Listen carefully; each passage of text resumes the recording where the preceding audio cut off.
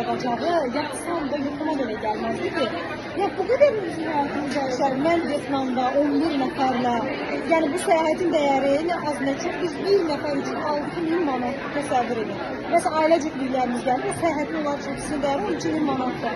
Və bu qədər lüks, bu qədər diqqət, şirkətdən bu qədər sevgi, bu qədər nə bileyim, yəni elə bir şey yoxdur ki, biz onu burada yaşamıyoruz. Yoxdur. Her şey çok güzeldi, her şey çok güzeldi. Şirketimize de teşekkür ederim ki bizim için bu kadar şərait yaradı, bu kadar güzellikleri bize yaşadık. Müxtəlif dünya ülkelerinin liderleri bir arada, bizim de daha yukarı seviyeler her biri bir arada. Ne bileyim, Fadırlık benim nağılımdır, həqiqətən də.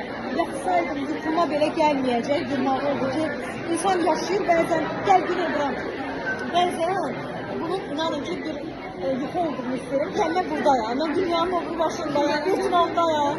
Ve necə tanışılmışıq. Hanım Instagram'dan gelip, ilk sipariş vurduğumuz gün, ilk 3% olduğu günler, ilk aktımları, her biri gözümüzün önünde. Şirkette bu burada büyük bir neticeler kazanmak. Hakikaten muhteşemdir. Bence yolu habirlikten geçen herkes en azı cəhd eləməlidir. En azı cəhd eləməlidir. Özə bir il yox, 2 il yox, lazım olsa 5 il belə cəhd etməyə dəyər ki, siz bu gözəllikləri yaşayasınız. Öpürəm sizi.